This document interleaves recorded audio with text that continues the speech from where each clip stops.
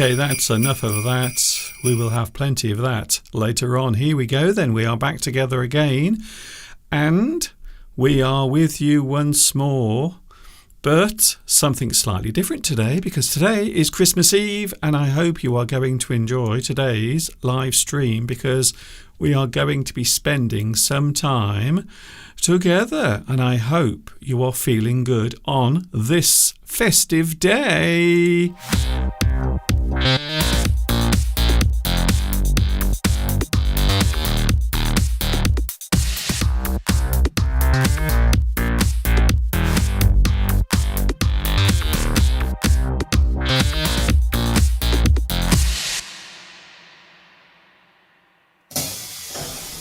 Oh, look at that. There it is, a live view of the Christmas tree right now in our living room. And we are really in the mood for Christmas, to be honest. I hope you are feeling good today and you are relaxed and ready to enjoy today's live stream, because we are back together again, and I hope you are feeling super duper. Hi everybody, this is Mr. Duncan in England. How are you today? Are you okay? I hope so. Are you happy? Are you feeling jolly? Are you feeling festive? We are going to look at words that can be used to describe the feeling of happiness a little bit later on, so I hope you are ready for all of that. My name is Duncan. I talk about the English language. You might say that I am an English addict. Even though it is Christmas Eve, I still love English. In fact, I might actually enjoy it even more, because I want to express in so many ways how I feel today. Also, of course, yes, I have managed to bring him into the studio at great expense. I have had to buy lots of sweet things, lots of mince pies for Mr. Steve. And yes, I suppose I've given it away, because Mr. Steve is here, everyone. He is right here in the studio. Would you like to say hello to Mr. Steve? Okay then. Well, now is your chance. Oh. Hello everyone. Hello, Mr. Duncan. Oh, it's so Christmassy. It's Christmassy, Mr. Duncan. Now, the question I want to ask you is, are you ready for Christmas? Are you asking me? Yeah, this is what everybody asks you this time of the year. We went out to our usual cafe yesterday, but everywhere you go, everyone you meet in the few days running up to Christmas, they always ask you the same question. Are you ready for Christmas? Meaning, have you got all the presents? The undercurrent behind that question, of course, is, isn't it so busy? Isn't there a lot to do? And I said yesterday, yes, I was ready for Christmas. And most people say, oh, I'm not ready. I'm nowhere near ready yet. I've got so much to do. I've got presents to buy. I've got food to get. Yes. But we're ready, Mr. Duncan, because we have to be ready because of the live stream. We have to get everything ready before the live stream, because we wouldn't have time afterwards. So our lives for Christmas are scheduled around this live stream. That is the most amazing part of this, though, isn't it? Because what this live stream actually does for us in our personal life is it gets us motivated to be ready for Christmas, because we also have this that we have to do as well. Yes, for those wondering, we are live right now from England on Christmas Eve. We might be the only people, by the way, doing this live on Christmas Eve. Everyone else is now sitting in their chairs, relaxing, taking it easy. And us, guess what we're doing? We are doing a live stream. We're working. Technically, yes. Everybody else is wrapping their presents, maybe. Well, I mean, talking about people, we're assuming everybody celebrates Christmas, of course, which we know they don't. And because of our broad spectrum of cultures across the world that watch us, we do understand that a lot of you won't be celebrating Christmas. And even those of you in sort of traditional, what I would say, Christian countries that would normally celebrate Christmas. Even some of you probably aren't celebrating it. So we do recognise that, but we just want to have a happy, because Christmas makes you happy, makes you feel good. Generally, I'm just talking general terms here. The spirit of Christmas is what we want to, the happy spirit of giving, of love, that's what we want to translate to you. Well, basically, in our live stream. Basically, you don't have to celebrate Christmas to be here today. No, You exactly. don't have to be a Christian. But you do have to be happy and jolly and in a good mood and in good spirits. Well, how can you not be? What Really? you mean with you? Yeah, well, I agree, Mr. Duncan, I agree. How can you not be jolly today? Because we are here to help you celebrate Christmas. Even if you don't have to be a Christian to celebrate the Christmas festive joy. No, you just have to. You don't. Because have to be. everybody has their own celebrations, their own festivals. In whichever country you're in or culture, everybody has. So it's the same feeling. So this is just ours today. Well, tomorrow. Okay, I think we've over-explained that actually. So it doesn't matter wherever you are. Please watch us, have fun, learn English, and enjoy. People are saying. Olga says it. My Sunday evenings are also arranged around the English Addict. So yes. Our lives are arranged around it, but of course your lives often are as well because you're watching us, so you're maybe getting your jobs, depending on where you are in the world, what time it is, you're either getting ready for bed or you're getting up, maybe getting your cooking ready for lunch or dinner, Yes. and you're preparing to sit down and watch us or stand up. Actually, Okay. most of you are always doing things. We do know that. Okay, Steve, I've got a lot to do first A lot to of do. all. It's busy. Oh, okay, Steve. Well, then, let me just get through the paperwork here. So, can I first of all say that you are welcome to join on the live chat. Just in case the live chat isn't working, you might have to refresh your page. There are captions as well. We have live captions today. Coming up, we have lots of things to talk about. We are going to have a look at our Christmas cards. We are going to talk about Christmas in general, some little things that you might not know, or maybe you have forgotten all about Christmas. Mr. Steve will be reading out not one, but two Christmas poems today. Also, which natural occurrence, something that happens in nature, gets me very excited. And when I say excited, I mean very, very excited. We will be talking about that later on as well. Words and phrases that we can use to express being happy. You might be surprised how many there are. There are so many ways of expressing happiness in the English language, because of course that's why we're here, to help you not only enjoy English, but also celebrate the festive season, because Christmas is on its way. In fact, it will be here tomorrow. Tomorrow is Christmas Day. We won't be with you, by the way, so that there won't be us tomorrow because we're having our private time.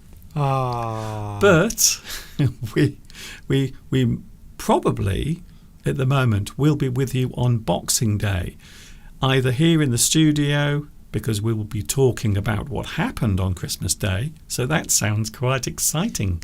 So not only today, but also we will be with you for a short time on Boxing Day. Don't forget also you can give us a lovely like as well.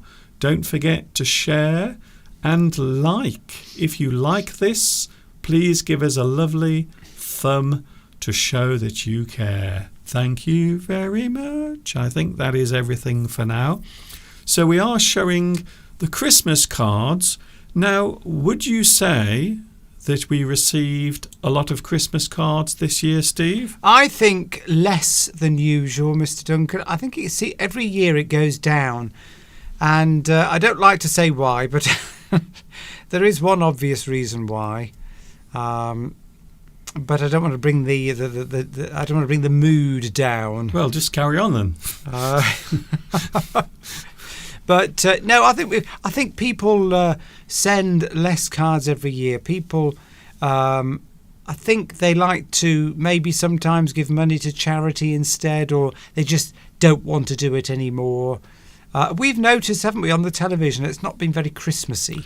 No, commercials, TV commercials haven't been very festive. And I think this is something that is slowly happening over the years. I think there is less commercialism on television, or maybe there is just less money for companies to spend on advertising. So I think that's also a very important point to make as well. Yes, we are live, by the way, for those wondering. We are live in the studio, my little studio in Much Wenlock, and we will be looking at the Christmas cards in a few moments. Would you like to see a dancing Santa Claus, Mr. Steve? Why not? Yes. Well, why not? That's what I was about to say. Why not? Here he is. Oh, good grief. We could do with some music, really. Santa's getting funky. Look at that. Oh, look at that. What moves has Santa got, Mr. Duncan? I wish I could move like that. Wow. I can barely stand up.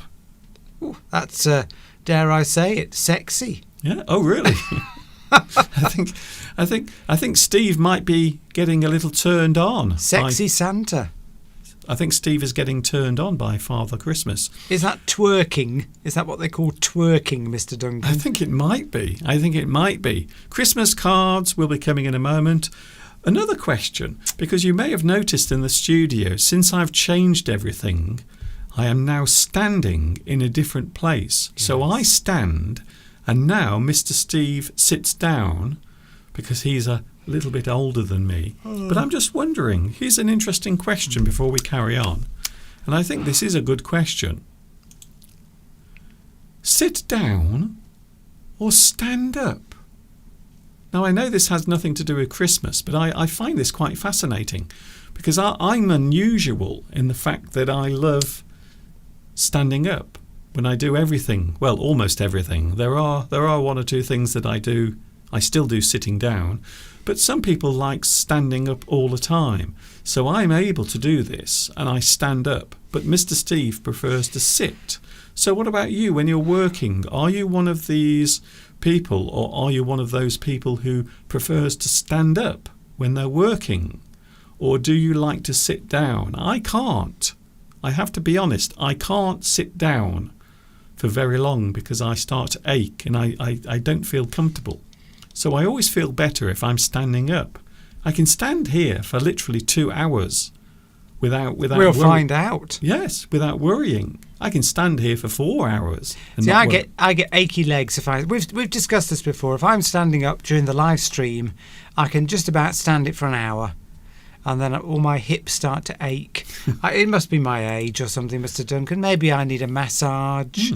Or, somebody young in my life to make me feel young. Something like that. Okay. But so I'm sitting down. I may well fall asleep.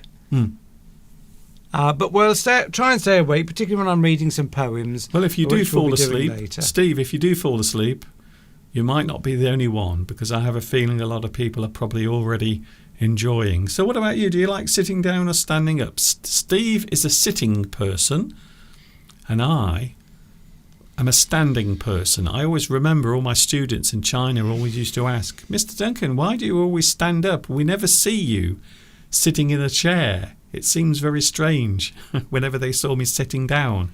Mega Qatar says, when I'm working, I stand up some of the time and sit down some of the time. My office desk is movable. Oh, does it go up and down? Well, guess what? So does mine. Mr. Duncan's got one of those. My desk here is very special because it actually goes up and down with a motor. So I can adjust this from sitting down to standing up. So this is the desk that I use quite often when I'm working here and also presenting here on the live stream. So I have to say I do prefer standing up with almost everything that I do. Christina says I can't sit down for a long time either. So Christina is similar to me. And I know that you are quite active, you see, so maybe that's the reason why. But Steve you do enjoy your comfort. I think it's safe to say. Well, I do lots of exercise, lots of housework, things like that. But when I'm doing something like this, like the live stream, driving, I don't like to be standing when I'm driving. I just like to be sitting down. I don't know why. I feel more comfortable. And then when this live stream is finished, I will arise, I will walk about, and I will get my exercise. But it is not good for you. They have determined, have they not, these scientists, that sitting down for more than about 40 minutes is very, very bad for you. Yeah. I think does something to your blood. And I think you have to, during the pandemic, we were all sitting down, I was, in front of screens at work, and it was very unhealthy. But yeah, so I don't know. I think as long as I think it's okay to sit down, but I don't think sitting down for very long is good for you. I think that's why you move around in your sleep. See, the Just keep strange the blood thing, flowing. the strange thing is, yes, you've got to keep the blood flowing, but the strange thing is, when I was young, I remember hearing people talk about standing up as being bad for you, because lots of nurses who would spend a lot of their time standing when they're working, they would get leg problems as well. They would get varicose veins. Well, I think you can stand up too much. If you're standing up all day, Yeah. it's bad for you, isn't it? It's just, it's going to be bad for you. It's strange, isn't it? So, I think a mixture. Some Yeah. sitting down, some standing. We're not experts. I think but it is I think it's going to be possible. different for everybody. Yeah, it is possible to do both too much, but I do enjoy standing up. So I thought that was an interesting thing to mention, because I often think of it when I'm here, and I've got quite accustomed and used to doing this now. I quite enjoy standing up, so I'm doing it more and more. But as you said, Steve, you can do everything too much. But as Rhubarb points out, what about going to the toilet? Well, one of those is standing up and the other is sitting down. Yes. Some men, by the way, do have their wee-wee sitting down. They do, I believe so. Well, I suppose if you're infirm or disabled, you have no choice. So yes, there will be, of course. But other things, of course, that we have to do, we have to sit down. I think you know what I'm talking about out there. And Pedro talks about, hello Pedro, talks about Christmas cards and technology being a reason why people send less Christmas cards. Yes, that's probably true, because there's things like Moonpig, there's online cards that you can send to people, Yes. emails, texts. So yes, maybe sending Christmas cards, that tradition, it is a tradition really, will probably slowly die out, but certainly as long as we're alive, we'll carry on doing it. I think Christina mentioned about she said she'd like snow for Christmas. Yeah, I don't think we're going to get snow, unfortunately. It's 13 degrees outside. Yeah. Well, I've just checked, Steve. I've just checked the temperature, and can you believe it? It is now 14 Celsius. 14 degrees Celsius. That is crazy. Warm. That's like springtime. So we won't be lighting the fire. Maybe we need to go up a mountain. So, Christina, if you go to some of the lovely scenic mountains in Italy, maybe you will find some snow. You can go on your bike, maybe, and find some, and then send us a picture. So when people talk about global warming, they might actually be right, because it is so warm. It does not feel like Christmas Eve outside. It's very windy, but also very warm. 14, yes, I'm not joking, 14 degrees we have at the moment. It feels lovely. We could go outside, actually, as we are now, in our T-shirts. And I don't think it's actually very cold out there at all. Are you ready, Steve, to have a look at the Christmas cards? That is what we are doing in a few moments from now. We're going to share them with you, some of the delights that we have received from our friends. So we are going to have a look at the Christmas cards. We will go through them, not all of them, because it will take too long, but I will go quickly through them, and we will stop at some of them and have a look. All of that coming up in a few moments from now. Merry Christmas.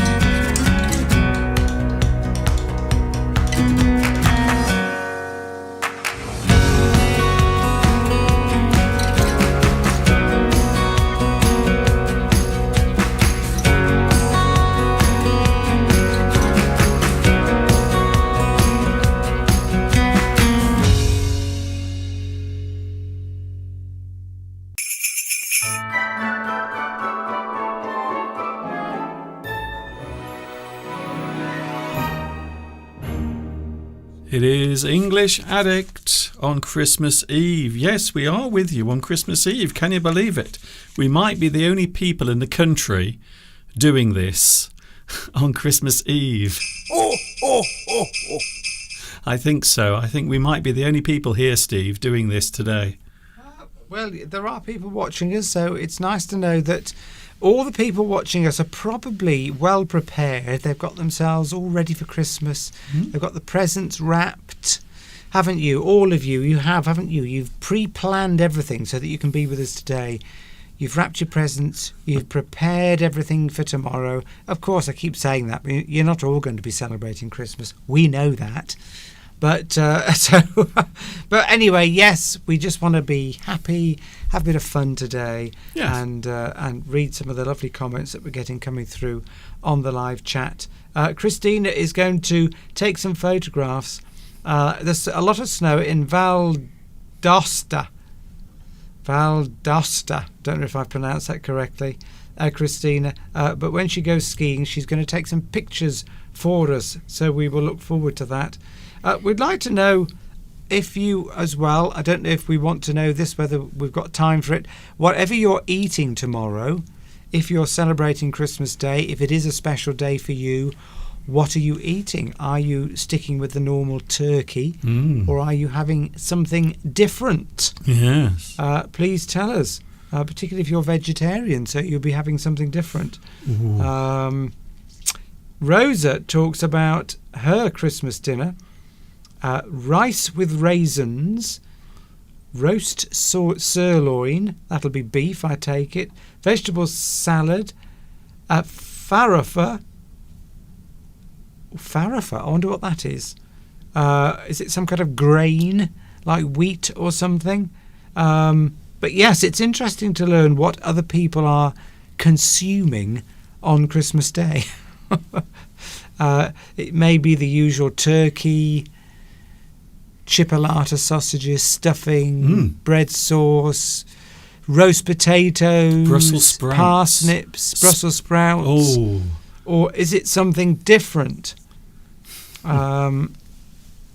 Yes, in Genoa, it's also 15 degrees as well. So not surprising. Yes, that was interesting. The cute sheep, says Anarchy. Well, there is. You might think, why are we showing sheep at Christmas time? But of course, there is a link to the Christmas story. Yes. Is there not? Yeah. The shepherds and the wise men. That's it. All were led by that star which shone up high above. Yeah. So yes, it's linked in there, Yeah. even though that shearing was taking place in the summer. Well, it doesn't matter. They're all shepherds. They're all sheep and they're shepherds. And of course, while shepherds watch their flocks at night, you see, it all links in. I don't just throw this together. Lots and lots of hours of preparation go into this. Of course, we mentioned vegetables.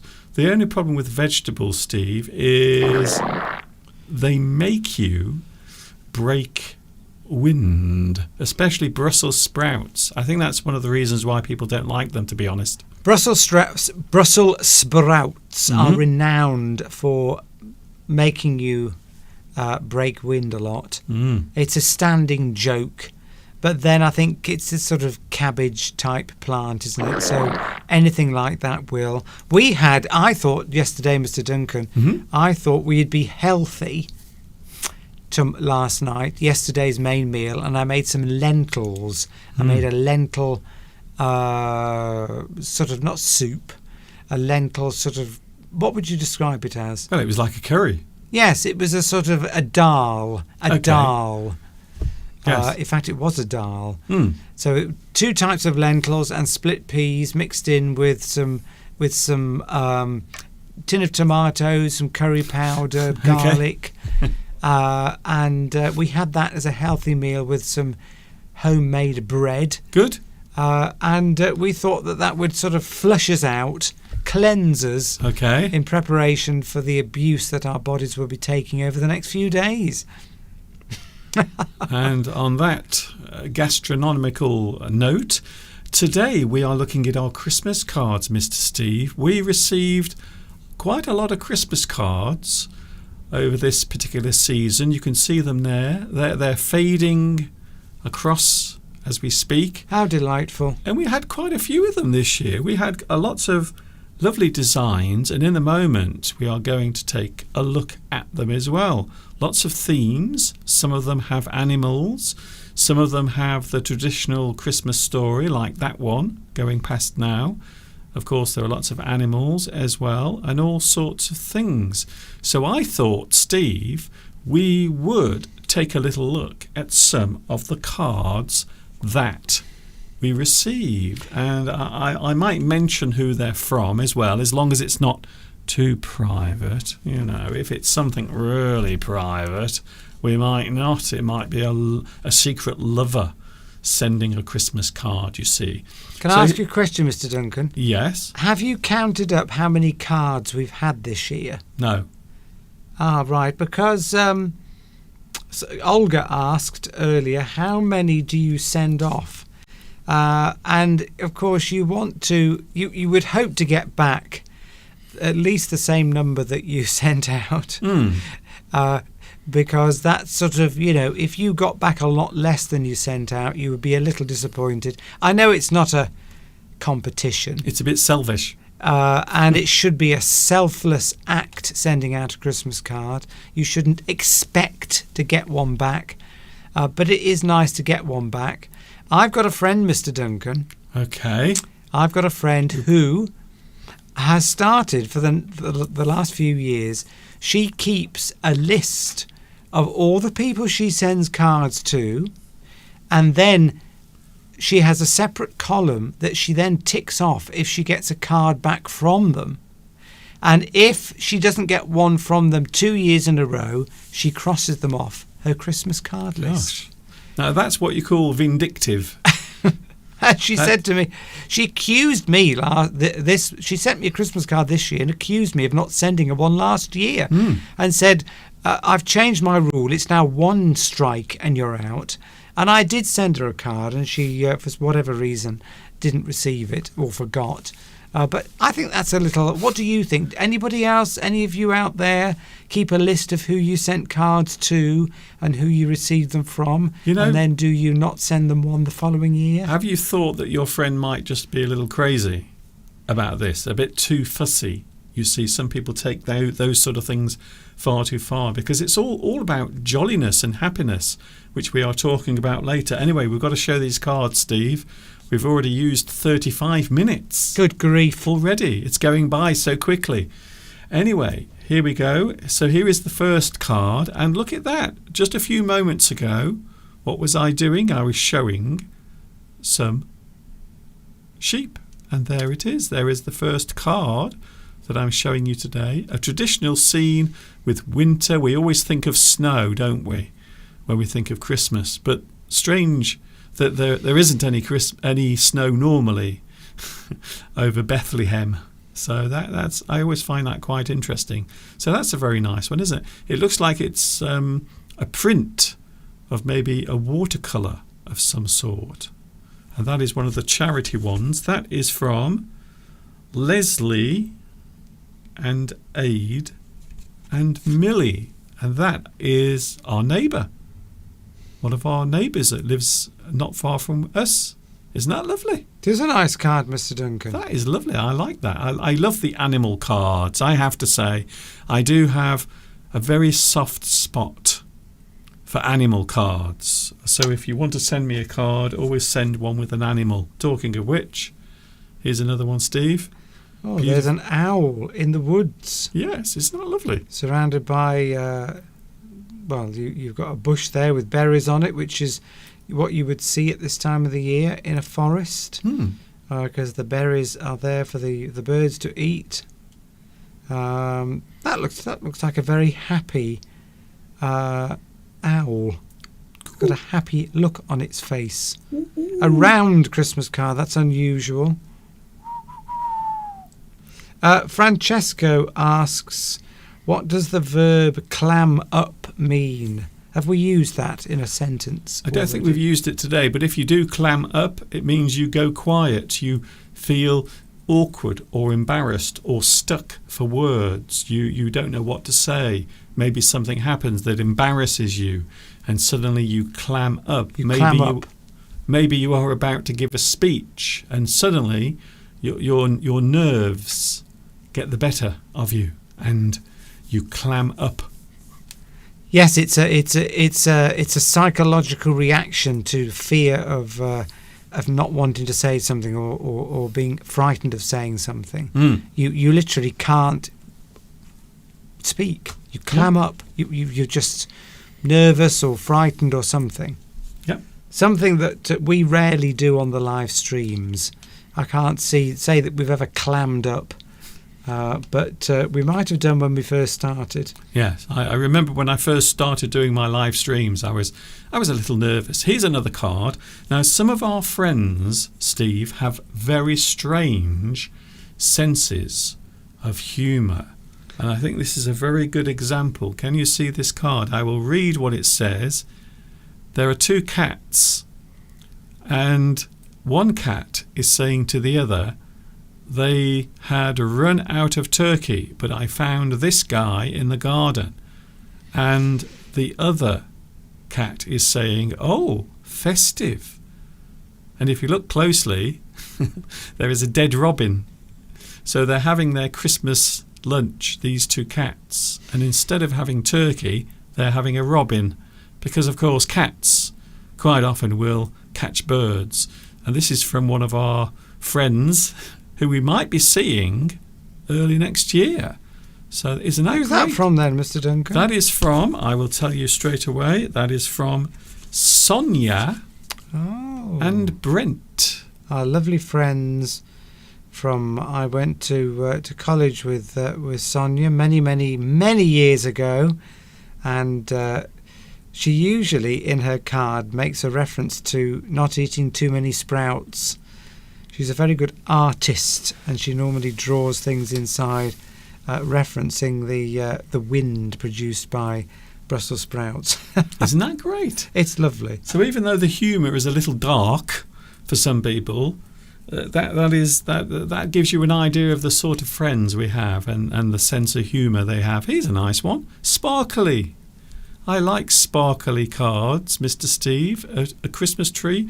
And there is another robin, but fortunately this one is alive. It hasn't been killed by a cat. So that's always good to know. So isn't that lovely? Nice Christmas card. And this one is from Caroline and Steve. I think they're work colleagues, aren't they? They're work colleagues, yes. It's not lovely. More trees. I'm going to show a few of these now without naming them. Merry Christmas with the Christmas trees. And you can see there is a definite theme running through these cards with animals and quite often also with scenes of winter. However, some people also, Steve, has sent some traditional Christmas cards, and there you can see lovely Santa Claus. There he is with his Father large Christmas. with his large sack that he's about to empty. And look at that. All over the children. Okay. And that is that is from Julie and Phil. Isn't that a lovely card? Yeah, she's downgraded her card to me. That's the friend that thinks that I didn't send one to her last year. Normally sends me quite a nice sort of personal card. This year has just picked one out of a card box as revenge for her thinking that I didn't send her a card last year. I did send you one, Julie, if you're watching. So I think you were away on holiday, so you probably didn't open it, or it got lost. I think that might be the reason why, because a lot of people send cards, and I would imagine that some of them are going to get lost as well. They're bound to. Some of them are bound to get lost. Yes, and she lives in the middle of nowhere anyway, so chances are that the postman, could have thought there was money inside and stole it. Beatrice is in an airport, by the way. Okay. Hello, Beatrice. Are you flying off somewhere? I think you are going to the mountains, aren't you? She's either going to the mountains or coming back from the mountains. Yeah. Okay, Steve. Look at that. Now that's more traditional. That is, I think that is about as Christmassy as Christmas can be. That's Holy Mary. What? I didn't know she had white hair though. The Mother Mary. Yes. Well, she's holy as well. Oh, she's wearing a veil. Oh, is she wearing a veil? Yes, of course. That looks very modern hair. Yes, no, it's a veil.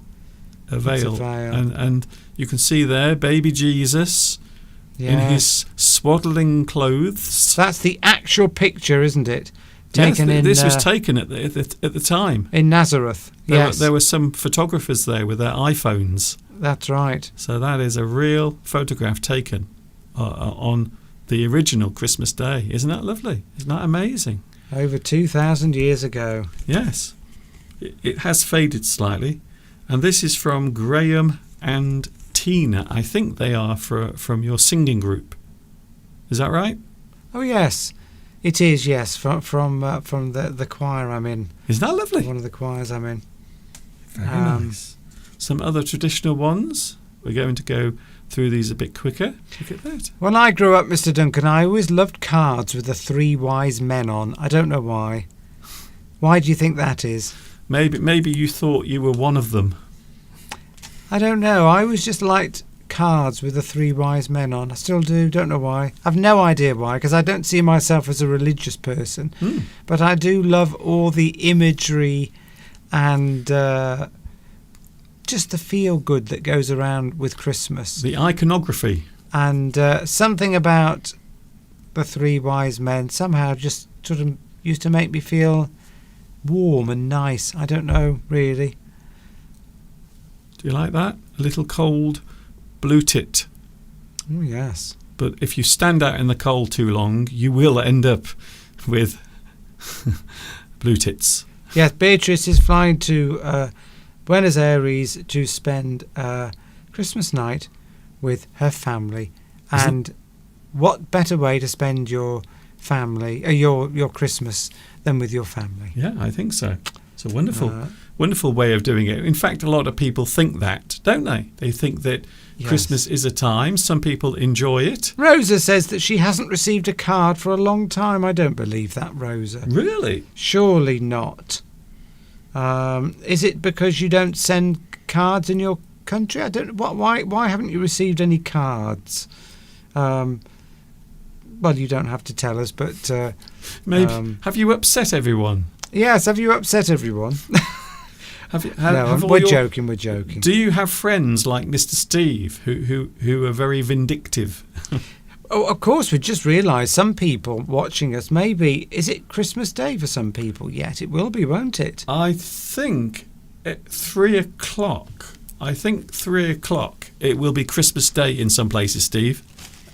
Which reminds me, I've got a friend in Malaysia, and Yes. I've got to send him a little happy Christmas message. Okay. So I'm going to write that down. So if you are ahead of us, you might be already or about to celebrate Christmas. But I think at 3 o'clock, a lot of countries will be officially in Christmas Day. So that's another thing that's quite amazing, really, when you think about it. So Christmas Day is coming. This is Christmas Eve for now. Here's another one. Talking of which, there is Santa Claus again with a snowman. There he is. And of course, if there's one thing Santa Claus loves doing, do you know what he loves doing, Steve? He loves having a dance. Oh, look at that. He's off again. Santa's off again. I wish I had some music for this. He's very fit, isn't he, for what is really quite a overweight elderly gentleman. I'm amazed. I'm surprised he can do those sort of moves. That's incredible. But yeah, He's a very good mover, I have to say. Isn't that amazing? It is amazing. I never thought Santa was so agile. Do you know why we have Santa Claus, though, Mr. Steve? Well, yes, I think I've got a rough idea. It's all to do with a combination of St. Nicholas and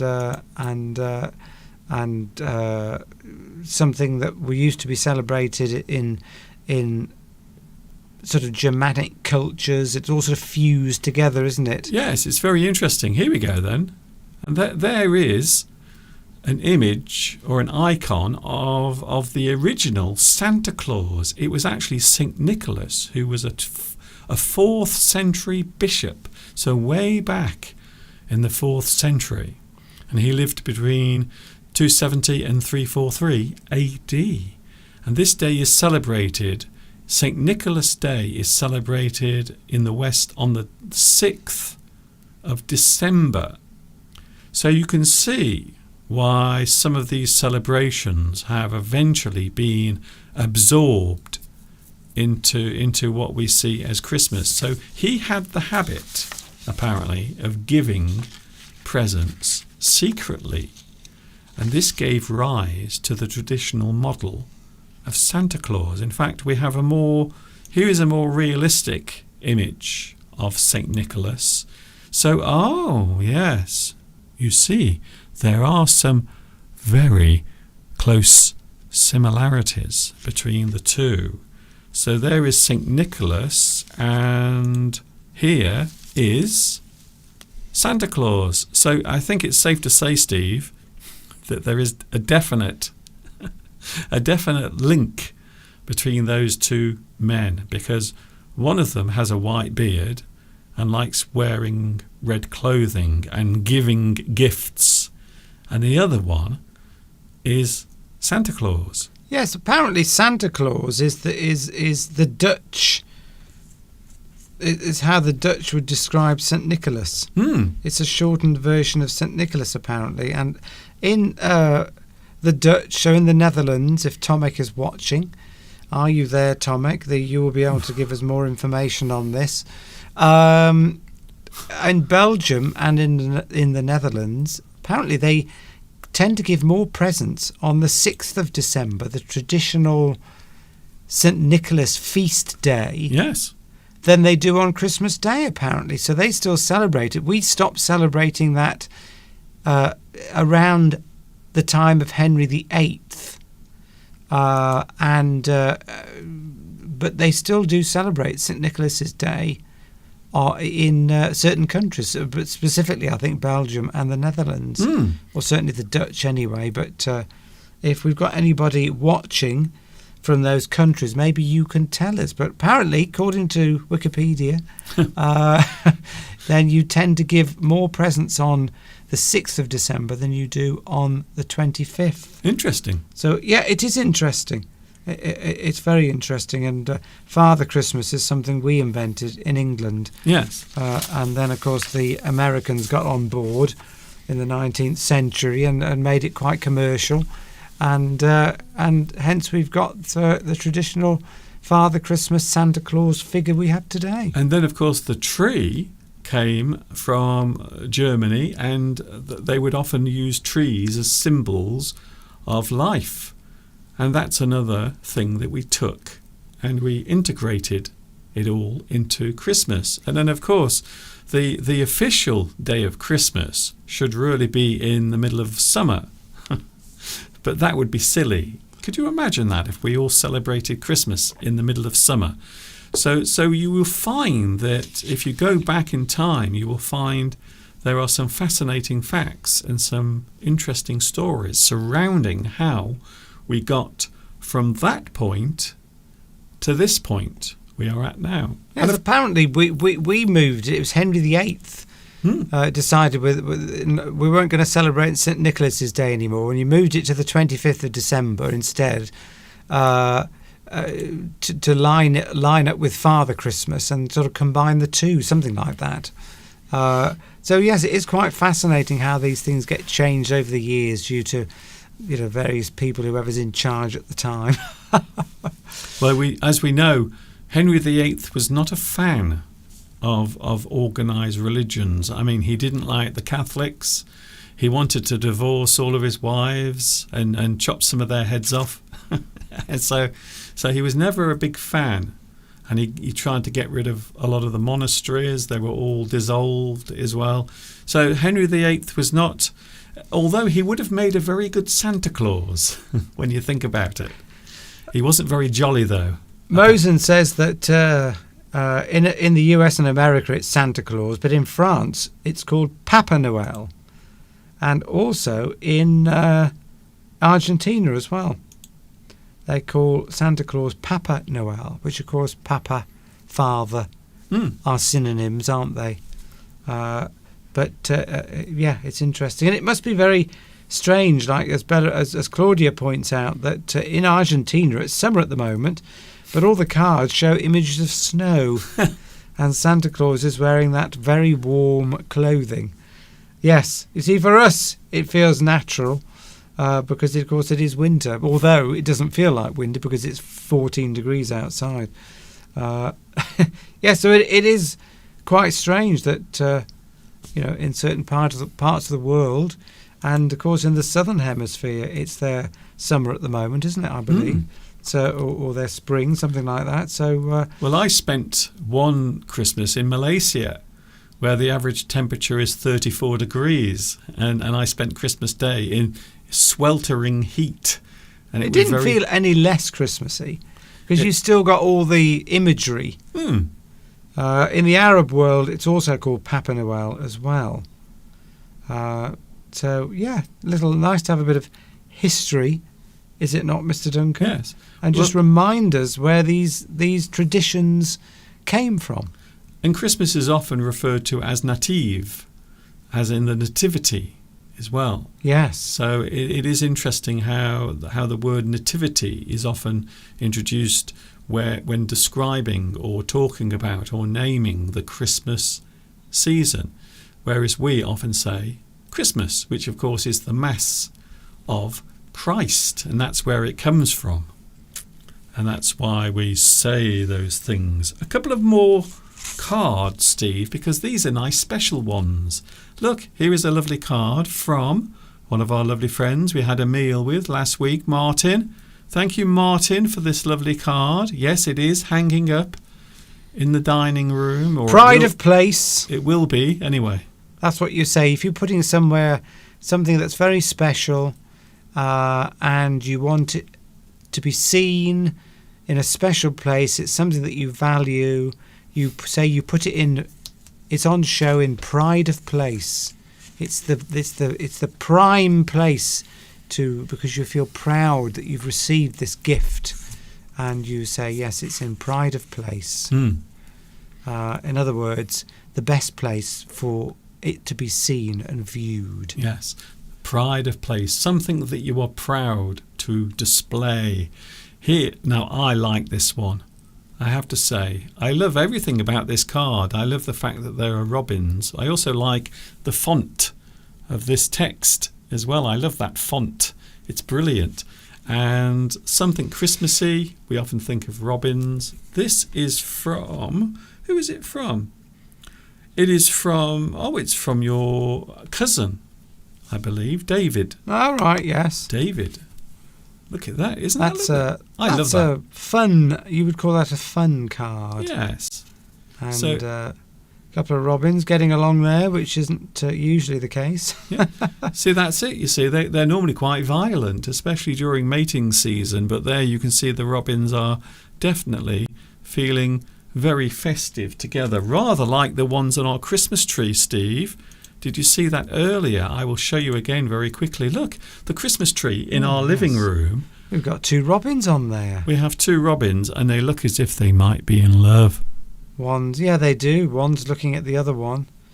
I arranged them in that way, Mr. Duncan. Just referencing the live stream, we did ask earlier what people are eating at Christmas. Christina's having salmon. Oh. And meat ravioli. Baked salmon, in fact. Strange thing is, salmon is one of the traditional things. Pierre Franca Ubertini is cooking cheesecake. That sounds nice. And farofa, which is a question I asked earlier from Rosa, is made with carrots, onions, raisins, cassava, which I think is a vegetable, corn flour, and fruit. That sounds lovely. Is it like a sort of like a ball? Do you sort of like a patty, something like that? Sounds very, very healthy and full of.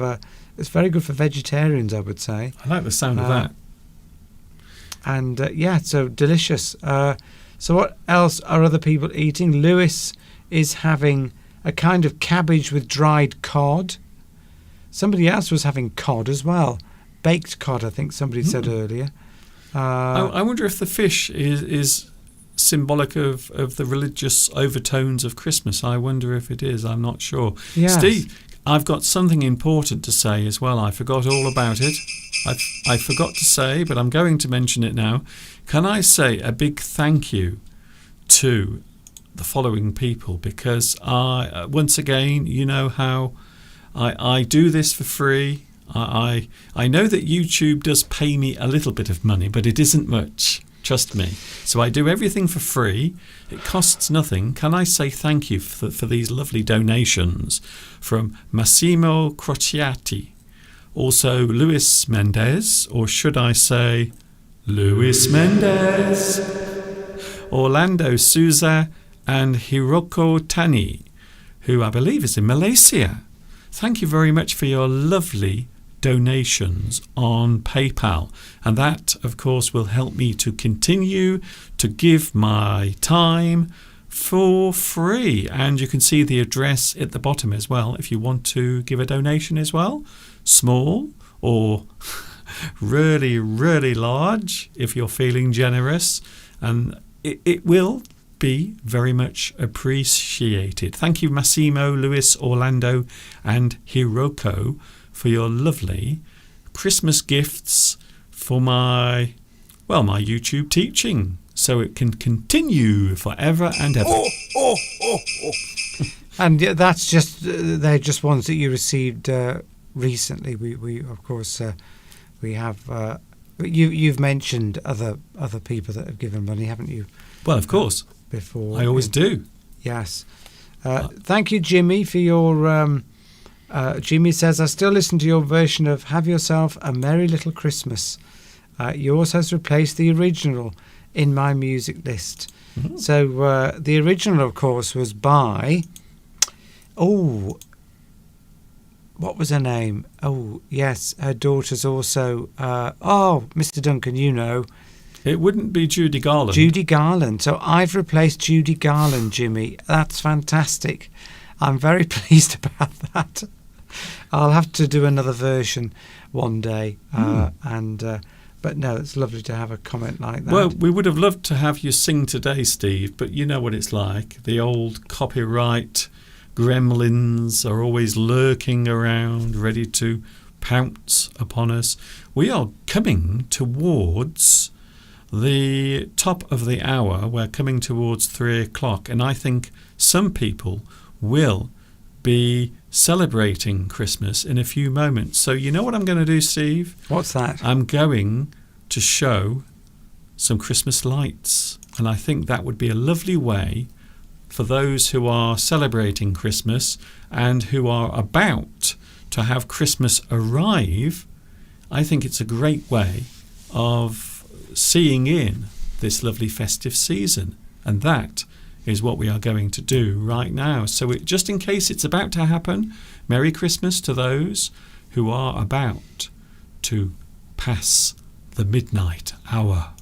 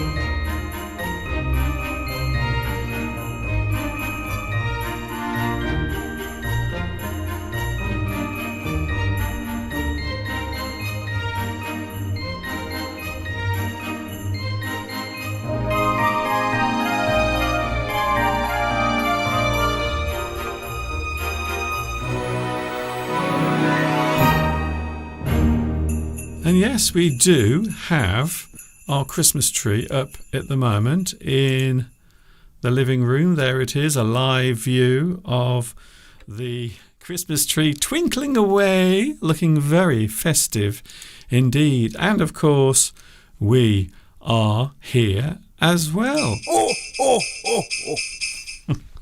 Patrick in near Paris, from Oos, I always remember that, has made a chocolate Yule log, and that you've introduced the interesting celebration, a pagan celebration there of Yule, which is also associated with winter. It's a winter pagan celebration that was going on long before Christianity came along, and it's been sort of fused into Christmas now, hasn't it? Yes. Because that's mainly because the winter solstice, the shortest day, is on the 21st of December.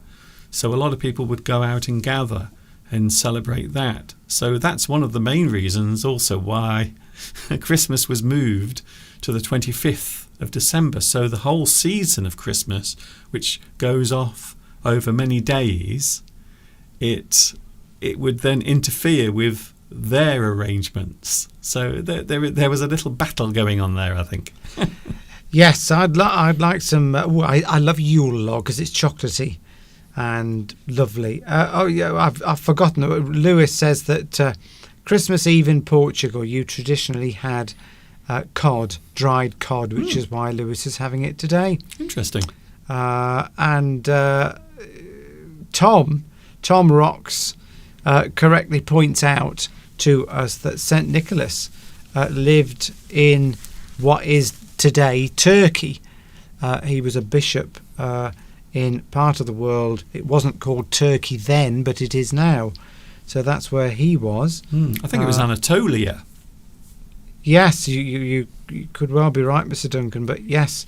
So yeah, it's nice to have these historical information because you tend to forget, don't you? You grow up, you just think it's all about presents, but it's not. It's a fusion of all sorts of different sort of feasts and celebrations, and of course the main one, of course, being the birth of Jesus Christ is the main. It's supposed to be the main focus for us, but for Christians anyway. But it's still interesting to get all this bit of information, and thanks for sharing it on the live stream. Yes, it's great today. This is one of the things we love doing. We like sharing things with you, but also we like it when you share things with us as well. That's the reason why we are here. In fact, I had a lovely message the other day from Luis Mendez, who said that it's like a big family here. When we're gathered together, it is like joining a big family. And I love that. I think that is a very nice thing to say. And it is also true as well. Oh, Maria Giovanna La Rosa. Hello, Maria. Is eating tonight scasciata. Is that how you pronounce it? A kind of pie made with pizza dough. Oh. Mr. Duncan, you'll like this. Pizza dough filled with broccoli, sausage meat, cheese and olives. Oh. Is that like a calzone? I don't like the olives. Or a calzone. Is that like... Sounds a bit like a calzone or a calzone. It sounds like... Yes, I think you might be right, Steve. That sounds lovely. That's it. We're definitely going to Italy next year, Mr. Duncan, because whenever people talk about food, whenever it's from Italy, it always seems to make my mouth water more. I don't know why. That is true.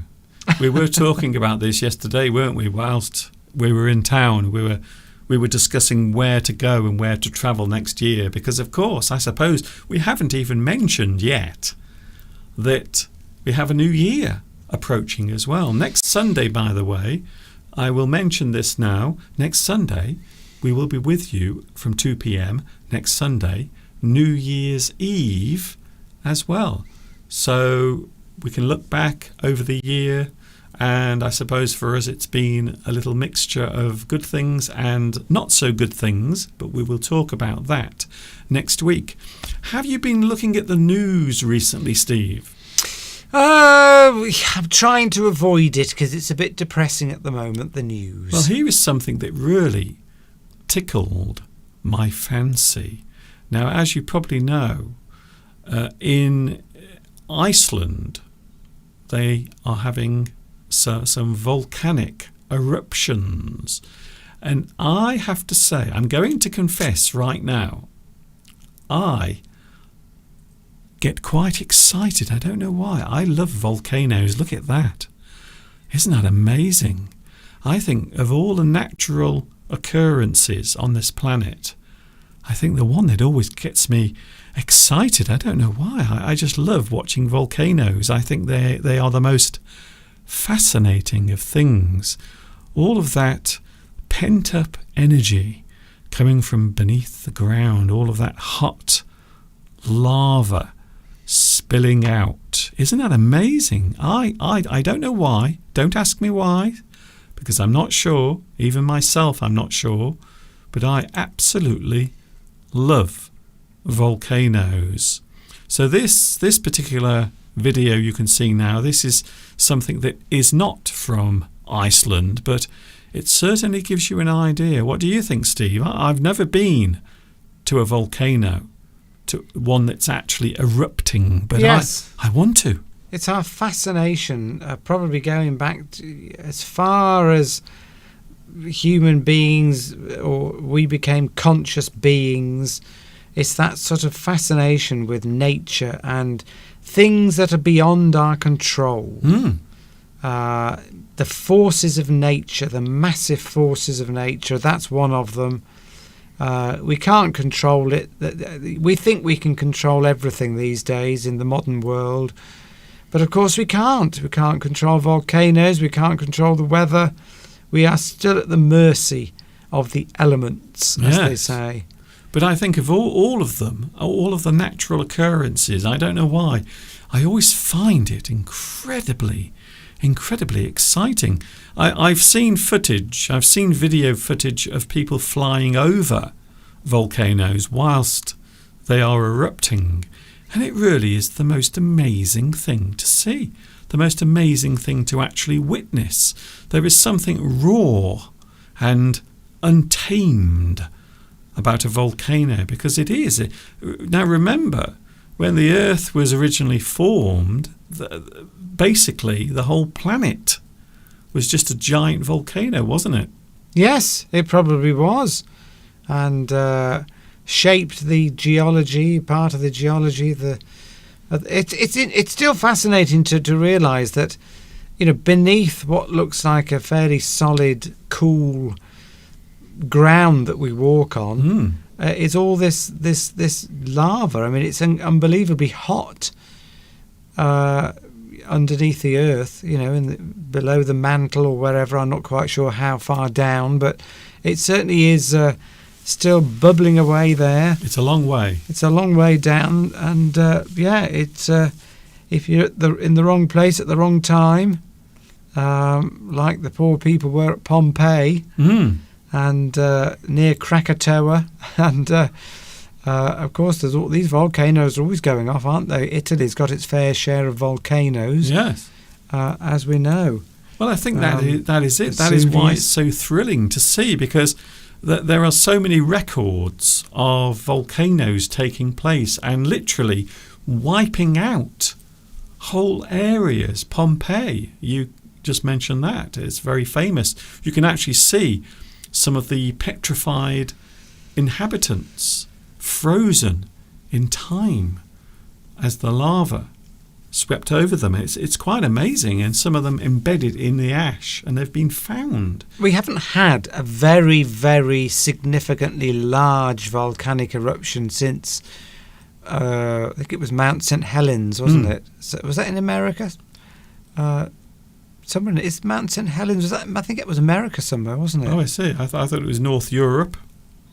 Can't remember now. I've got to feel Mount St. Helens. Someone will tell us. That was back in the 80s, wasn't it? Yes, that was quite a while ago. I only vaguely remember that, to be honest. I know the one in Iceland a few years ago caused all sorts of problems, and that's what they're waiting for now. Apparently, in Iceland, they're waiting for what they're calling the big one.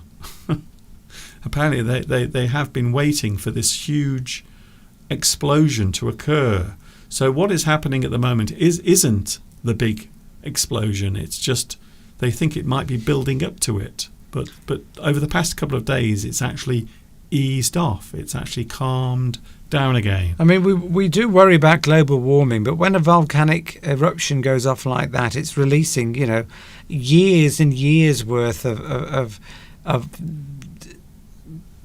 CO2 and all sorts of global warming things into the atmosphere, just all in one go.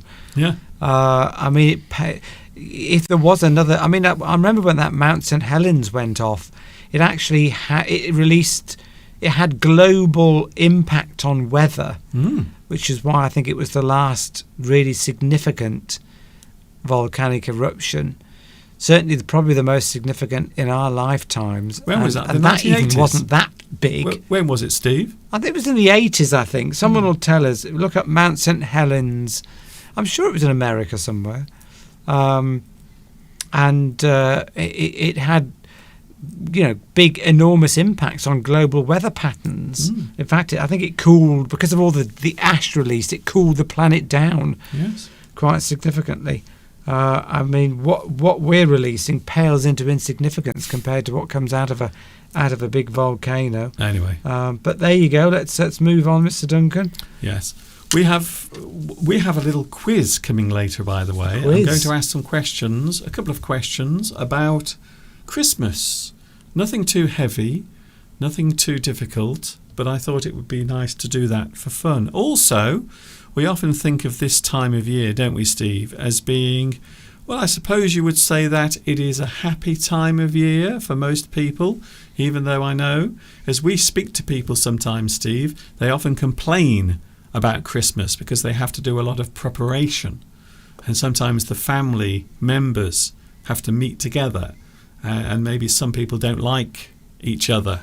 So it can be a very tense time. However, we like to think of Christmas being a jolly time of year, or even a happy time of year. So I thought it would be fun just to take a look at some words connected to being happy, happiness, the season of being happy. And of course, lots of other seasons come and go as well. Lots of other religious festivals come and go. And we often see that as a celebration, a time to be happy. Another word, I suppose, is jolly. Oh, oh, oh. Do you know who else is jolly? Father Christmas, he's always jolly. Look how jolly he is. He's really jolly today because he's about to fly around the world delivering all those gifts to the little boys and girls, and some not so little boys and girls as well. So when we think of Christmas, we often think of times of being happy or jolly. Jolly. If you're jolly, what's the difference between jolly and happy? Well, would you say? It's an outward appearance. So happiness can be expressed through a smile or through words. Jolly is often an outward appearance. Maybe a person who has a pleased or excited look on their face, or maybe they just feel generally happy about everything around them. They are jolly. Laughing a lot, out loud, expressive, obvious, happiness, jolly. Yes. Because it's also sometimes associated with drinking alcohol, isn't it? Because when you drink alcohol, you tend to laugh a lot. Yes. Some people get depressed, I know, but most people tend to get jolly. Jolly, just jolly, merry, similar thing. We often think of Christmas time as being joyous. Joyous. So from this word, we are showing that joy is happening, it's occurring. So the season itself is being described as joyous. As an adjective, you are saying that the time that we are in right now is a time for celebration. It is a happy time. It is a joyous time. Everyone will be feeling joy for various reasons. Maybe you are going to see your relatives. Maybe you are going to see your lover and spend time together, kissing and cuddling, which is a great way to spend Christmas, to be honest. Joyous. Here's another one, Steve. I'm sure you know what the next one is. Can you guess what the next one is? Merry? Yes. Merry. Merry, to be happy, to be celebrating as well. So when we talk about merry, we are talking about celebrating, maybe celebrating a certain thing. You are having a festival or a celebration, maybe a wedding party. You will be merry. You will enjoy that particular period of time. Have yourself a merry little Christmas. Yes, as the song goes. The one that Jimmy mentioned earlier. Yes. And Mr. Steve also has sung on one of my YouTube videos. It is actually available still. Sadly, he can't sing it today, unfortunately. In a couple of minutes, by the way, we have Mr. Steve's Christmas poem coming up. So I will give Mr. Steve a little warning now, just to let him know. Again, if you're merry, it's often associated with alcohol as well. Tends to be. I'm a little merry. You can say if you've had a few drinks and you feel really positive and happy. Another one, upbeat. So maybe in your manner or the way you behave, you can be upbeat. Maybe you are feeling excited about something. Maybe you are feeling enthusiastic about a certain thing that's happening. You are very upbeat. You're feeling really happy, jolly. You are excited. You are upbeat. Mr. Steve, sometimes Mr. Steve is upbeat. Not often. Not very often. The opposite, of course, is downbeat. Yes. But you can say to someone, oh, you're very upbeat today. Maybe you know somebody and they're probably not that expressive, and then suddenly you go to work and they're sort of happy and they're telling jokes. You might say, oh, you're very upbeat today. Yes. Or you might say, I feel upbeat today. Sometimes you do. Maybe you've had a strong cup of coffee or something, and or a good night's sleep, and suddenly you'll see the world in a positive frame of mind. Peppy. A person who is peppy. They have a lot of joy, happiness, excitement, energy. They are peppy. Quite often used in American English, you will find this more than British English. We don't often use this in British English, but yes, certainly in American English. Someone who is excited, young, youthful, vigorous, peppy. You can be pepped up, can't you? Yes. Pepped up, meaning sort of pumped up, sort of excited, ready to go. I like that one. Here's another one. You might describe Santa Claus, the guy that we saw earlier, dancing around. Oh, yes, you see? You might describe him as bouncy. Someone who is bouncy. You are describing their character, their characteristic.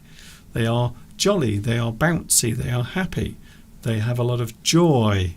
Energy. Yes, I think that's a good one. A couple of more, and then we have Mr. Steve's Christmas poem coming up. A person who is full of joy. We said joyous earlier on. Joy is the expression, the expressive outward appearance of being happy. Joy. You feel joy, you have joy, you show joy. You can be full of the joys of Christmas. Yes. Or full of the joys of spring is a time when we tend to use that expression a lot as well. Here's another one, and I think this is the last one for now. Festive. Any celebration or event where people are celebrating a certain thing. We often describe it as festive. Festive. You feel festive. A festive period. Means you're in a party mood. Yes. You want to enjoy yourself. You festive tends to, I think traditionally it's related to eating a lot of food. May the festivities begin. And it's usually food will be a central part of that, which of course it is at Christmas. But there could be shows going on or parties or some kind of entertainment somewhere. But the implication is that you're going to have a good, happy time. And you're going to be well fed. Definitely. If you use the word festive, you're definitely expecting food. So there it was. A list of things, a list of ways of expressing happiness, joy. A couple of weeks ago, we had a super time here in Much Wenlock with the Much Wenlock Christmas Fair. We are going to have a look at that. And then afterwards, he will be here reading with his best voice. Prepared to be impressed by Mr. Steve, because he will be reading a very Christmas poem, a very special poem, in just a few seconds from now.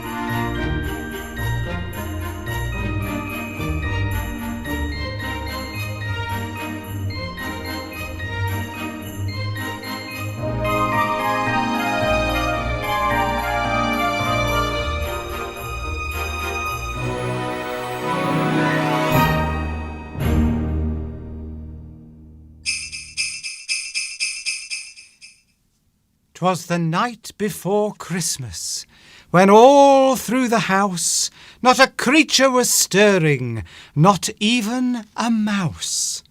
The stockings were hung by the chimney with care, in hopes that St. Nicholas soon would be there. The children were nestled all snug in their beds, while visions of sugar plums danced in their heads, and Mamma in her kerchief and I in my cap had just settled down for a long winter's nap. When out on the lawn there arose such a clatter, I sprang from the bed to see what was the matter. Away to the window I flew like a flash, tore open the shutters and threw up the sash. The moon on the breast of the new-fallen snow gave lustre of midday to objects below, when what to my wondering eye should appear but a miniature sleigh and 8 tiny reindeer. With a cold little old driver, so lively and quick, in a moment I knew it must be Saint Nick. More and called them by name. Now Dasher, now Dancer, now Prancer and Vixen, on Comet, on Cupid, on Donner and Blitzen, to the top of the porch, to the top of the wall, now dash away, dash away, dash away all! As dry leaves that before the wild hurricanes fly, when they meet with an obstacle, mount to the sky. So up to the housetops the courses they flew, with the sleigh full of toys, and St. Nicholas too. And then in a twinkling I heard on the roof the prancing and pawing of each a little hoof. As I drew in my head and was turning around, down the chimney St. Nicholas came with a bound. He was dressed all in fur, from his head to his foot, and his clothes were all tarnished with ashes and soot. A bundle of toys he had flung on his back, and he looked like a peddler just opening his pack. His eyes, how they twinkled, his dimples, how merry! His cheeks were like roses, his nose like a cherry. His droll little mouth was drawn up like a bow, and the beard of his chin was as white as the snow. The stump of his pipe he held tight in his teeth, and the smoke it encircled his head like a wreath. He had a broad face and a round little belly that shook when he laughed like a bowl full of jelly. He was chubby and plump, a right jolly old elf, and I laughed when I saw him in spite of myself. A wink of his eye and a twist of his head soon gave me to know I had nothing to dread.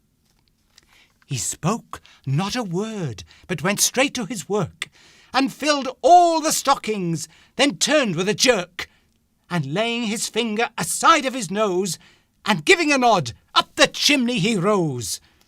He sprang to his sleigh, to his team gave a whistle, and away they all flew like the down of a thistle. But I heard him exclaim, ere he drove out of sight, "Happy Christmas to all, and to all a good night."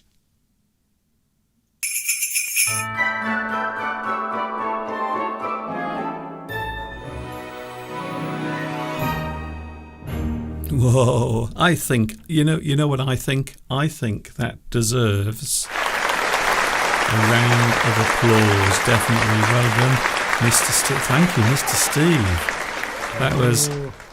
That was quite amazing. Well done. Can we have a question for your quiz, Mr. Duncan? I know somebody will look this up. Okay. But if anyone can tell us who wrote that and when, that will be a nice little quiz question. Yes. Don't you think, Mr. Duncan? I think it's a very good idea. So who wrote "It Was the Night Before Christmas"? Who wrote it? If you think you know the answer. If you feel that your fingers are lively enough to type and enter the name of that poem. Or And send us a postcard. send us a postcard, yes, to this address, Mr. Duncan, the corner of High Street, Much Wenlock. There was a small gap in the brickwork. You can post all of your cards and everything to us. Very nice. Thank you, Mr. Steve. That has really got me in the mood for a big chunk of turkey and maybe some wine. A glass of sherry Not or sherry. port. I don't like sherry or port, but maybe maybe some beer, a little beer. We don't drink much, but maybe we will. We share half a bottle on Christmas Day. It is sad. that is slightly sad, isn't it, when you think about it? Yes. Well done, Mr. Steve. A lot of people like that. You were putting a lot of emotion into it. I was giving it my all, Mr. Duncan. Yeah, I do love performing, as you well know. We do know. I am very aware of it, I have to say. For those who've just joined us, by the way, yes, don't worry. There is nothing wrong with your computer. It is Christmas Eve. We are right now live at 3:31 on Christmas Eve. But of course, for some people, it is now Christmas Day. So if you are watching in, for example, Asia, I think you will find that many people now are already celebrating Christmas Day. Maybe you are in Australia. So in Australia, some people will be probably halfway or about to wake up on Christmas morning. And that is it. That is the memory I always have of Christmas, Mr. Steve. That is the one. You go to bed the night before. And to be honest, as a kid, I could never get to sleep on Christmas Eve. Never. I could never get to sleep. I would lie awake and then, well, I would eventually go to sleep. But of course, what you're waiting for are those presents to appear at the end of your bed. Happy Christmas to Vitas. Vitas is going. So, happy Christmas to you. And we'll see you on New Year's Eve. I think a lot of people were waiting for your poem, you know. Well, I hope they enjoyed it. Yes. So, yes. Mr. Duncan, you'll have to say something. When are we doing the quiz? When are we doing the quiz? Are you okay? Are you sure? I'm recovering. I'm you recovering, sure? Mister, from my performance. I'm so... Are you sure you haven't been drinking already? I'm just wondering, yes. This is pure water. Yes, we have the quiz coming in a few moments. So if you do want to answer some questions, we also will be taking a look at something else as well related to Christmas. So don't worry. We have another about 25 minutes and then we are going. But we will be back, by the way, on Boxing Day. Oh. We're doing a Boxing Day live stream. Now, we might be in Much Wenlock. If not, we will be here in the studio showing you some of the gifts and, of course, sharing some of that time with you as well. On Boxing Day, we will be with you from 2 p.m. UK time on Boxing Day. Anyway, here it comes. This is the quiz. So some questions about Christmas and I suppose the one that you asked as well, Steve. Who wrote It was the Night Before Christmas? Did anyone get it right? We had one good guess. Is it Dickens? And says Tom Rocks. Well, yeah, you actually... I thought it was. I thought it was when I first heard it a long time ago. It sounds like Dickens, doesn't it? Sounds like something. But are we giving the answer straight away, or are we... Well, we'll give that answer. We'll give that answer. Well, it was actually written by an American in 1923, Clement Clark Moore. Oh. Apparently he was a professor, and he didn't admit to writing it. He published it in a newspaper. It was published in a newspaper. But because he was a professor, he didn't think it was very well written, so he didn't own up to it being his poem. until about 1926. Wow. About 3 years later, once it had become very popular, he owned up to it, but he didn't like it at first because he thought it wasn't good enough, and he was a professor, so it wouldn't make him look good. In New York, I think I said that. But yes, it's an American poem, and it really captivates that feeling of Christmas. And it must have come at a very good time for the commercialisation of Christmas was sort of starting then, wasn't it? Probably. It must have made people feel very festive. So that's that question answered and done. Okay, so here we go then. We have some Christmas questions. Nothing too difficult, don't worry, nothing too taxing. Some fun questions, because that's what it's all about, you very see. Irritating, Mr. Duncan. Tinsel. I think Mr. Steve is getting a rash on his neck from all that tinsel.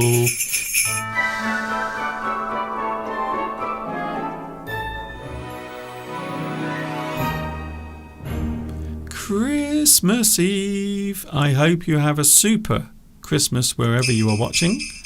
Wherever you are at the moment, I hope you are having a good time. Here we go then. So this is just for fun.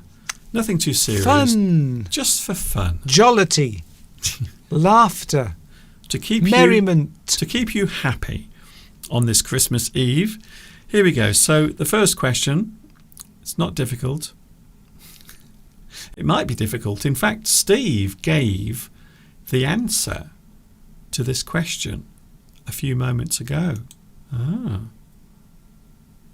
How many reindeer pulled Santa's sleigh?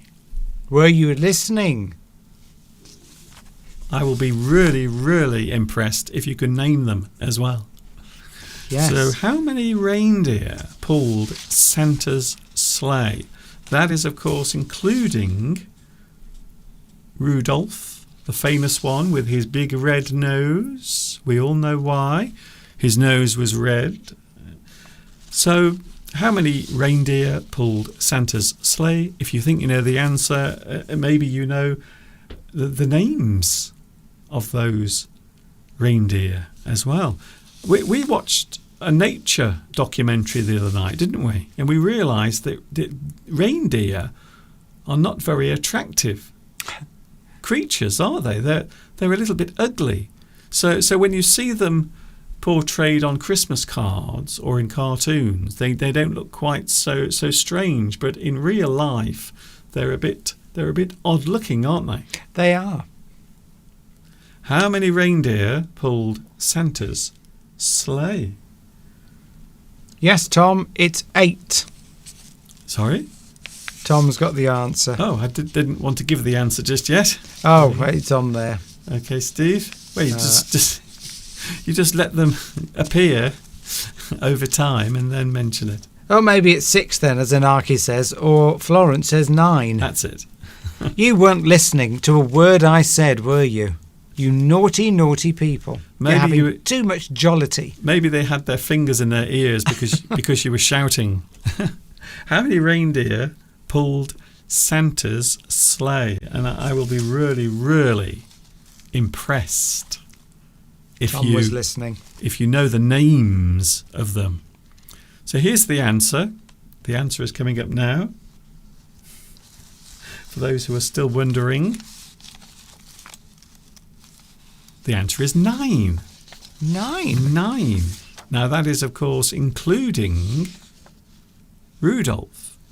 There is Dasher, Dancer, Prancer, Vixen, Comet, Cupid, Donder, Blitzen and Rudolph. See, when I read it out, it said 8. But does that not include... who was the first one you mentioned? Dasher. Name them again. Well, they're on the screen. Oh, are they? Rudolph. That's it. So maybe Rudolph. He's the leader.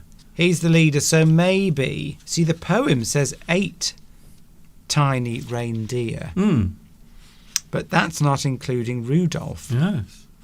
So I don't know why Rudolph isn't included. Maybe we've uncovered some scandal here.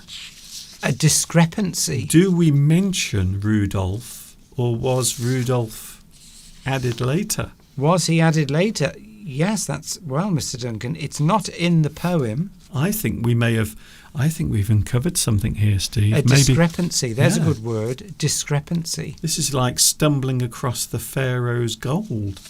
I think so. Discrepancy. A difference. Something is different in one version to another version. There is a discrepancy. They don't add up. They aren't the same. Why? Dasher, Dancer, Yes. Prancer, Vixen, Comet, Cupid. Now, I know the last two have also had their names changed over the years. So Donder and Blitzen, often, those particular reindeer, they have their names often changed. Dancer, Prancer, Vixen. Yes. Comet, Cupid, Donner and Blitzen. But there are 9 if you include Rudolph. But now we're thinking maybe there is some sort of discrepancy. Why isn't Rudolph in this poem? Well, if somebody is quick with their fingers, they can look it up. I think for us. we need to get the facts here because it's very important. If I'm going to report this sort of news and have these sorts of questions, I need to make sure it's been verified. So Tom was right according to the poem, but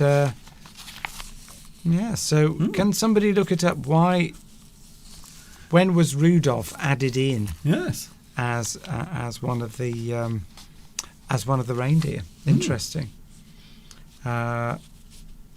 Anyway, we'll hopefully get that resolved. There is no excuse now for not knowing the names of the reindeer. On Dasher, on Dancer, on Prancer, on Vixen, on Comet, on Cupid, on Donder, on Blitzen, and apparently someone added Rudolph at some point in time. Yes, after 1923.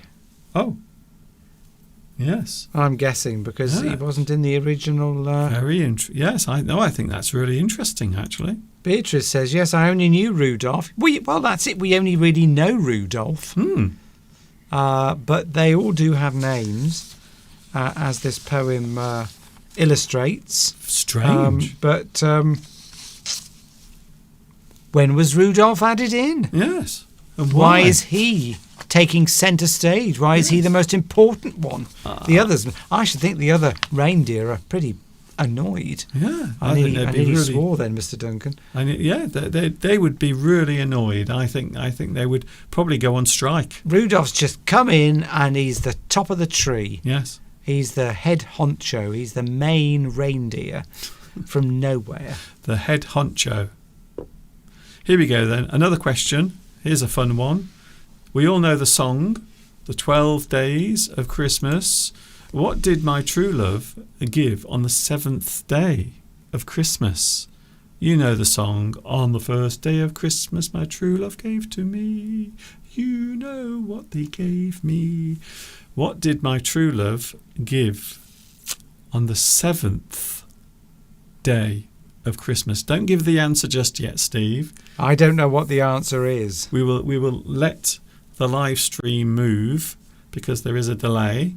So we will give you a chance. What did my true love give on the 7th day of Christmas? If you think I think you I know what it is. If you think you know. But I don't know. No. Don't say anything I've just sung yet. the song enough time in choir, so I should know. Just shows you don't listen. So, We are going to look at all of them in a few minutes. We're going to look at all of the 12 days of Christmas in the song. So if you don't know at the moment, in a few moments, you will know all of them. Have we got time for all that, Mr. Duncan? We've got 15 minutes. We've got all the time in the world. What did my true love give to me on the 7th day of Christmas? It is a famous song. A lot of people sing it at this time of year.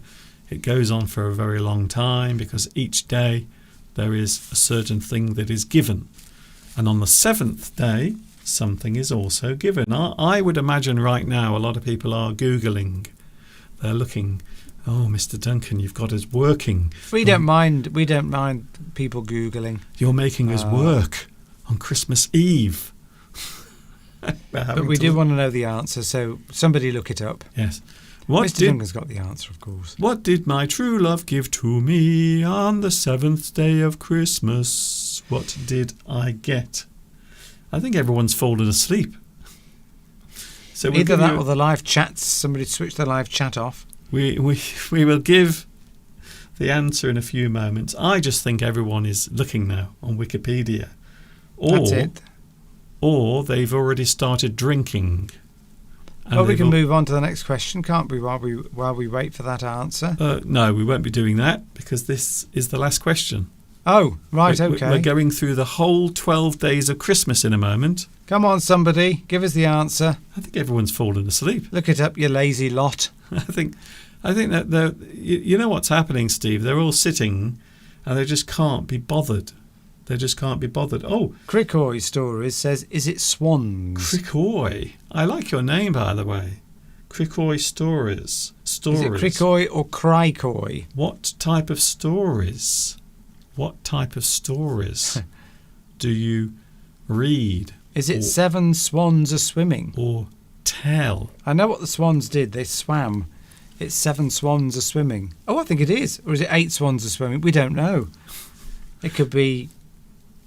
Here we go. I'm thinking maybe people don't know the song. I thought it was 7 lords a leaping, but I don't know. The answer is, Mr. Steve, it's coming right now.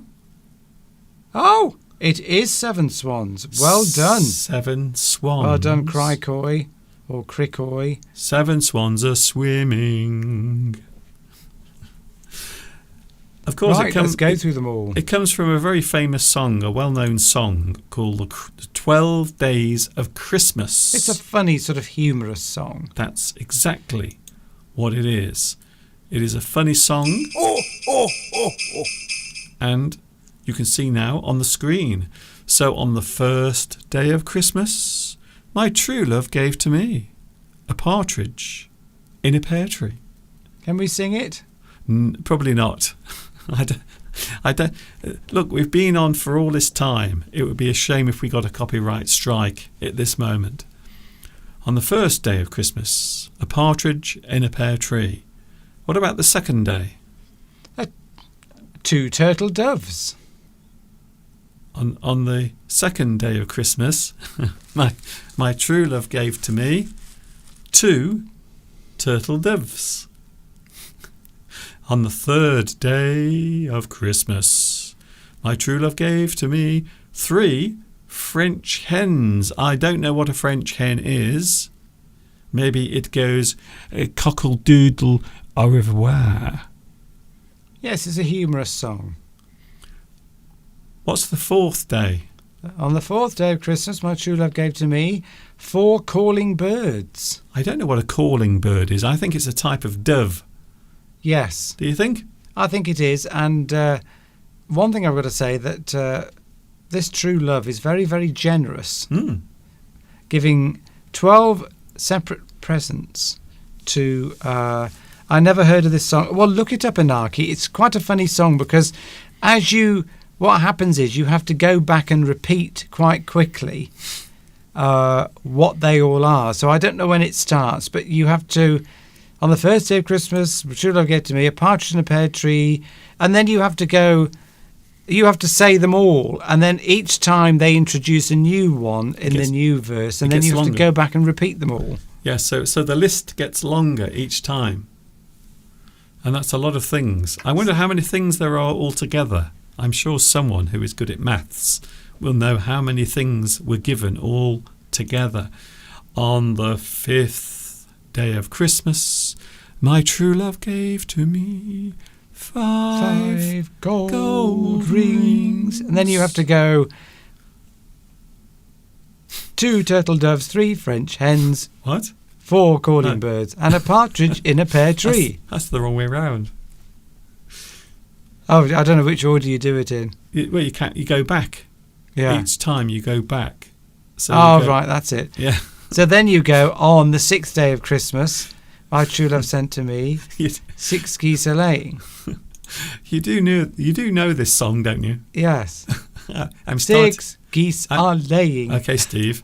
5 gold rings, 4 calling birds, 3 French hens, 2 turtle doves, and a partridge in a pear tree. And That's then you it. go on to the next verse. You always end with the partridge, as it were. Yes. On the 6th day of Christmas, my true love gave to me 6 geese are laying.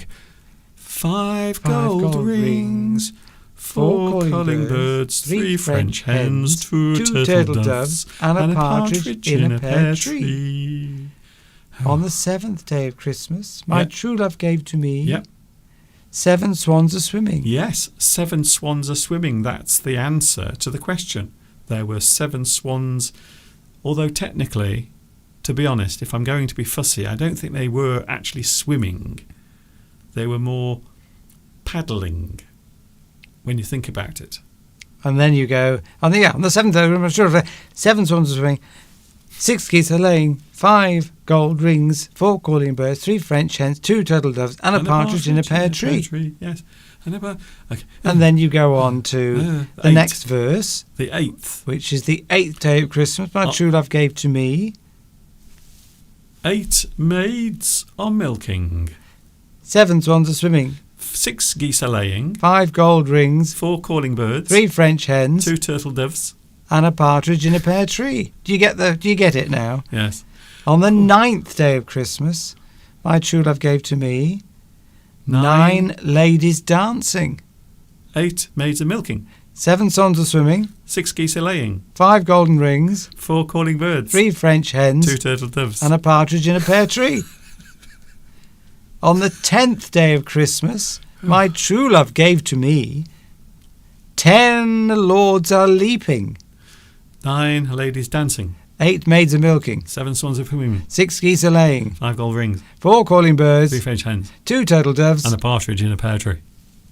Do you get it? I think we're getting it. On, it's your go now. On the 11th day of Christmas, my true love gave to me 11 pipers piping. 10 lords are leaping, 9 ladies dancing. 8 maids are milking, 7 swans are swimming. 6 geese are laying, 5 gold rings. 4 calling birds, 3 French hens. 2 turtle doves. And a partridge in a pear tree. You see that it's building up. On the 12th day of The Christmas, 12th day, the last day, my true love gave to me 12 drummers drumming, 11 pipers piping. 10 lords are leaping, 9 ladies dancing. 8 maids are milking, 7 swans are swimming. 6 geese are laying, 5 gold rings. 4 calling birds, 3 French hens. 2 turtle doves, And a partridge in a pear tree. Oh, thank God for that. And that's the funny part of the song. You keep having to repeat all the previous presents. Oh, but how many presents were there in total? So what you have to do is add 12 to 11 to 10 to 9 to 8 to 7 Oh, yes. to 6. How many gifts were there? Because that is, I'm going to be honest with you, I don't know how the Amazon delivery driver got all of those things delivered in one go. That would be a lot of boxes. 12. So we can probably work this out ourselves If we're good at maths. if we're good at maths, or if we have 23, 33. Go on. Oh, no, I'm not doing that. Well, you've got 12. 33, 42, 50, 57. You've taken them off, Mr. Duncan. Well, it should be still there on the preview. Oh, I've 57. Oh, I'm not doing it. Somebody else can add it up. Hello, everyone. Welcome to the thickest 57. We are maybe the thickest people on YouTube 63. at the moment. 68. 72. 75. 77. 70. I think it's 78. Dear, that might be the most painful thing I've ever seen on our live stream. Rhubarb says it's 73. Is it 73? According to Rhubarb, That's a lot of gifts. Yes, look it up. It's a fun song, The 12 Days of Christmas. It is. And it's been, various people have changed it. Do you want to read this other poem? Yes, I think we've got time to do it. I can do it very quickly. Well, don't do it too quickly, but yes, just take your time. So here we in a moment, just a moment, I want to set the scene. Mr. Steve is now going to read another poem. And this, what is it called? Christmas comes but once a year. Very nice. So get ready. Mr. Steve is about to read another Christmas poem. Christmas bells are ringing out, spreading joy without a doubt. Ringing crisply, ringing clear, heard by all, both far and near. Snowflakes falling to the ground, swirling ever round and round. Carols sung from door to door, festive as in days of yore. Christmas trees bedecked with lights, twinkling, twinkling, what a sight! Presents spread beneath a tree, gifts to bring great joy and glee. Snowmen with a carrot nose, wreaths on doors, a Christmas rose. Candies, cookies, puddings sweet, fruitcake simply can't be beat. Joseph, Mary, straw strewn fresh, Christ child laying in the creche. Starlight bathes this humble sight, filled with wonder, joy and light. Pause and listen to the bells. Pause, enjoy the sights and smells. Pause, dear friends, and spread some cheer. Christmas comes but once a year. Very nice. That's a nice little... That's for all our friends out there across the globe watching us now. You dedicated, lovely, loyal followers of Mr. Duncan's English channel. Thank you very much. It's very, very kind of you to join us today on the live stream. Thank you also to Mr. Steve as well for sharing the last 2 hours with us. If it is Christmas now where you are, Merry Christmas. I hope you have a super duper time. I hope you have lots of lovely food, lots of lovely gifts, and lots of lovely memories as well. We might be with you on Boxing Day from Much Wenlock Town Square, or we will still be here in the studio and we will show you some of the gifts that we had, or maybe I will be showing you the gifts that I received from Mr. Steve. You're making a very big assumption there, Mr. Duncan. I think I've been really good this year. I have not been naughty during 2023. I think I've been very good, in fact. Mr. Duncan will be pleasantly surprised. Oh, okay. Don't give too much away. Thank you, Steve. And we have really, really enjoyed this. It's been a nice celebration and getting us all in the mood for Christmas time. Please don't forget to like this video so that many other people will get notified of it and it will come up in their searches, etc. If you've enjoyed it, please like it. It's very important for Mr. Duncan. That's the one Christmas present you can give him all year round. Yes. And if you want to make a donation, you can as well. I'll put the message on the screen very quickly. If you want to leave a donation, you can. There is the address very quickly. Thank you very much in advance. And that's it, I think, Mr. Steve. That is it. It is time for us to go and prepare for the big event as it approaches. And we will see you on Boxing Day. That is what we are doing. Boxing Day, I think it's fair to say, that is when we will be back with you. Thanks, Steve. Thank you, Mr. Duncan. It's lovely to have been here and shared this 2 hours with all your lovely viewers, and I look forward to the next time we are here live across the world. Thanks, Steve. And we will see you on Boxing Day. Have a super time. Have a great Christmas. Enjoy your festivities, whatever you are doing, wherever you are going. Don't forget to stay safe as well, please. We want to see you back here in one piece on Boxing Day. And of course, until the next time we meet, I'm not sure how this is going to work, but I will try my best. You know what's coming next. Yes, you do. Are you ready, Steve? I'm ready. Ta-ta for now. Oh, oh, oh, oh.